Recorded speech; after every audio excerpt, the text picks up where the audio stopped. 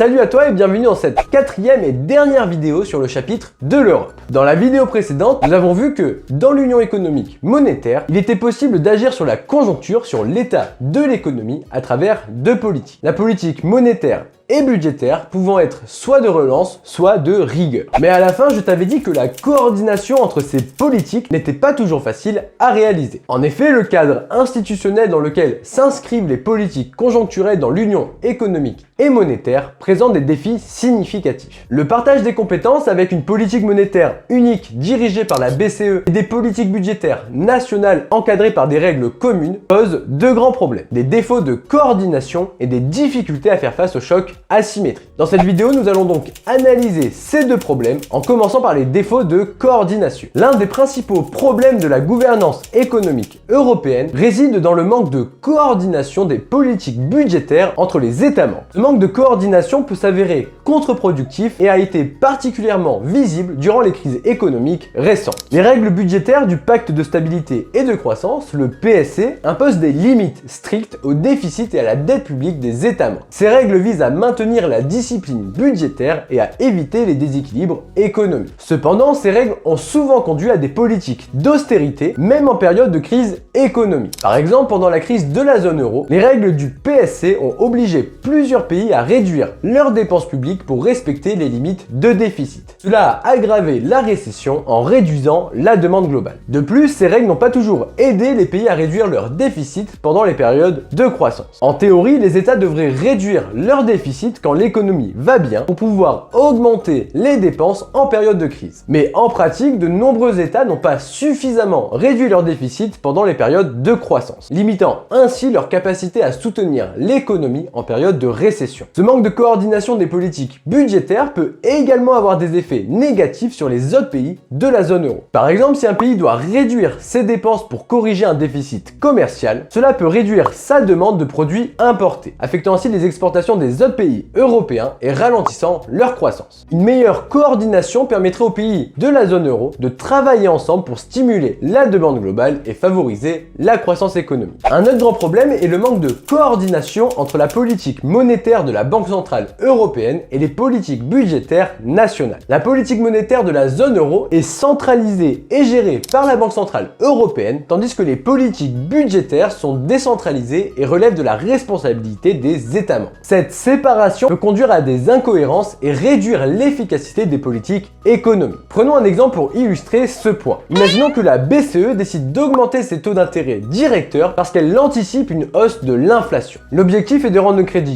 plus cher pour freiner la consommation et ainsi stabiliser les prix. Cependant, si en même temps un pays comme la France décide d'augmenter ses dépenses publiques pour stimuler la croissance, cela crée une incohérence. Voici pourquoi. En augmentant les taux d'intérêt, la BCE rend l'emprunt plus coûteux. Si la France emprunte pour financer ses nouvelles dépenses publiques, elle doit payer des intérêts plus élevés sur sa dette. Cela peut aggraver son déficit public et l'obliger à adopter plus tard des mesures d'austérité pour respecter les règles budgétaires européennes. Ces mesures d'austérité pourraient annuler les effets positifs initiaux de l'augmentation des dépenses publiques. A l'inverse, si la BCE décide de baisser ses taux d'intérêt directeurs pour encourager la consommation et l'investissement, mais que l'Allemagne adopte une politique budgétaire restrictive en augmentant les impôts ou en réduisant les dépenses, l'effet de la politique monétaire sera limité. La baisse des taux d'intérêt incitera les gens à emprunter, mais si en même temps leurs impôts augmentent et les services publics diminuent, leur pouvoir d'achat et leur motivation à consommer et à investir seront réduits. Ainsi, l'un des principaux problèmes de la gouvernance économique européenne réside dans le manque de coordination des politiques budgétaires entre les États membres et entre les politiques monétaires et budgétaires. Ce défaut de coordination peut rendre les politiques économiques moins efficaces et même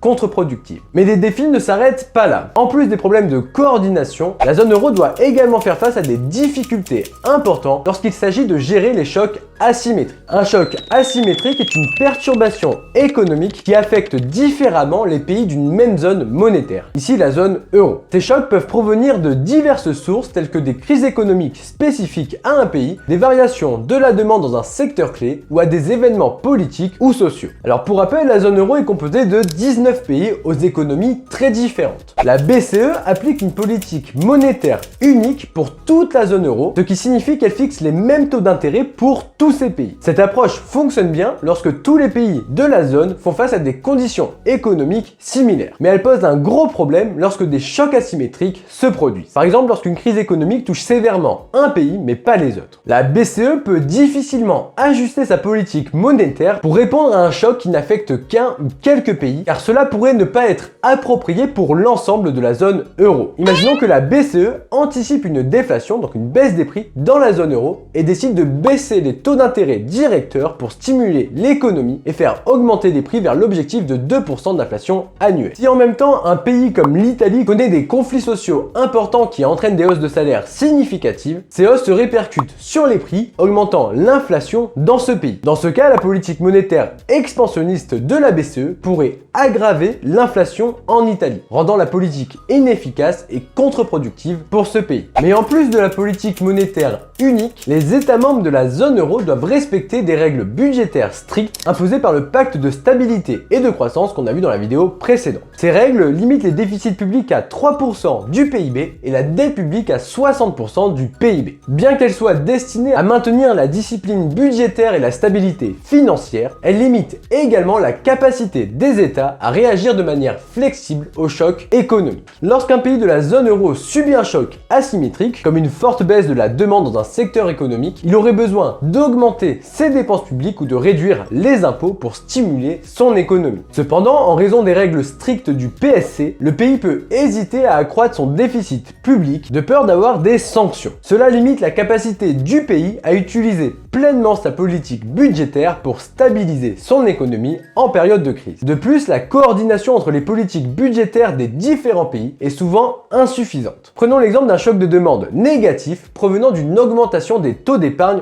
aux États-Unis, ce qui réduit la demande pour les produits européens. Si les pays de la zone euro ne coordonnent pas leurs réponses budgétaires, chacun peut attendre que les autres prennent des mesures pour relancer l'économie. Cette situation de passagers clandestins signifie que si aucun pays n'agit, la relance n'aura pas lieu et la zone euro pourrait souffrir d'une croissance plus faible et d'un chômage plus élevé qu'en présence d'une relance budgétaire coordonnée. Ainsi, pour résumer cette vidéo, nous avons vu que la gouvernance économique européenne présente deux faiblesses majeures. Le défaut de coordination des politiques budgétaires et monétaires et la difficulté à faire face aux chocs asymétriques. D'une part, les règles budgétaires strictes du pacte de stabilité et de croissance ont souvent conduit à des politiques d'austérité en période de crise, aggravant les récessions. La gestion individuelle des politiques budgétaires par chaque État membre sans coordination efficace avec la politique monétaire de la BCE entraîne ainsi des incohérences et réduit l'efficacité des mesures économiques. Et d'autre part, la politique monétaire unique de la BCE ne peut pas s'adapter aux conditions spécifiques de chaque pays, posant des problèmes lorsque des chocs asymétriques se produisent. Ces faiblesses montrent que l'architecture institutionnelle actuelle de l'Union économique et monétaire rend difficile pour les États membres la mise en œuvre de leur politique économique conjoncturelle. Voilà, j'espère que tu as compris à quelles difficultés se heurtent les États membres de la zone euro pour conduire leur politique économique conjoncturelle. Et si c'est le cas, n'hésite pas à liker et à t'abonner. Et moi, je te donne rendez-vous dans une prochaine série de vidéos.